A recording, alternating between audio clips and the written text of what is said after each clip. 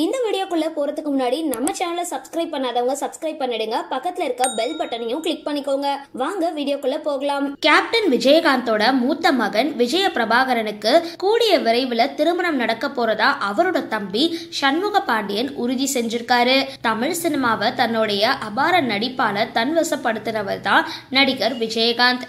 இவர் கோலிவுட் திரையுலகம் கண்டெடுத்த கருப்பு எம்ஜிஆர் அப்படின்னு அழைக்கப்பட்டாரு. சினிமாவில் எப்படி இருப்பாரோ அதே மாதிரிதான் நிஜ வாழ்க்கையிலையும் தான் கிட்ட கஷ்டம் அப்படின்னு வரவங்களுக்கு ஏராளமான உதவிகளை செஞ்சுட்டு வந்தாரு. தன்னை தேடி வரவங்க யாருமே பசியோட அனுப்பக்கூடாது அப்படின்றத தன்னுடைய வாழ்நாள் கொள்கையாகவே விஜயகாந்த் வச்சிருந்தாரு. இதுக்கு நடுவுல விஜயகாந்த் பிரேமலதா அப்படின்றவங்களை திருமணம் செஞ்சுக்கிட்டாரு.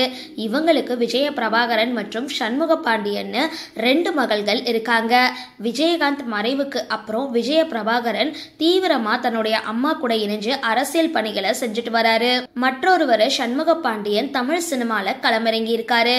சகாப்தம் அப்படின்ற திரைப்படத்துல ஹீரோவா அறிமுகமான இவரு கடந்த வாரம் வெளியாகி வெற்றி நடை போட்டுட்டு வர படைத்தலைவன் படத்துல தன்னுடைய திறமையான நடிப்பு மற்றும் ஆக்ஷன் காட்சிகளை வெளிக்காட்டியிருக்காரு.